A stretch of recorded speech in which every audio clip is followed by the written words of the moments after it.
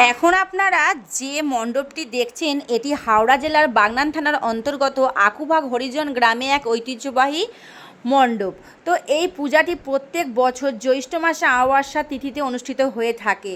বহু পুরানো এক পূজা আর মন্দির বলতে পারো। তো বন্ধুরা, এখানে এসে আমি আজকে দেখলাম যে কাদা দিয়ে ঠাকুর বানানো হচ্ছে, কারণ জ্যৈষ্ঠ মাসের 1 তারিখে মানে সামনের শনিবারই এখানে মায়ের পূজা। তো দেখলাম যে একটা কাকিমা এখানে বসে ঠাকুর বানাচ্ছে, আর কাকিমাকে 100 পার হয়ে গেছে বিগত আর অন্তত বিশাল পুজো, বিশাল বড় পূজা বাগনান থানার এটা সেরা পুজো। জয় মা কালী। আর আমাদের মানে বাগনান থানার এটা প্রথম স্থান, এটা প্রথম জ্যৈষ্ঠ মাসের 1 তারিখ। সবাই এসো, কিন্তু সবাই এসো। কাকিমা তো এই পুজো সম্বন্ধে কত কিছুই না বললো, আর একজন কি বলে দেখা যাক।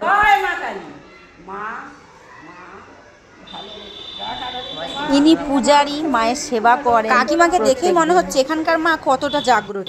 না, বলুন আপনি কিছু। তখন ছোট ওই ঘরে, ওইখানে শিব ঠাকুর তখন হয়নি, না শিব ছিল, তখন শিব ছিল, ওইখানে ঠাকুর ছিল, ঠিক আছে?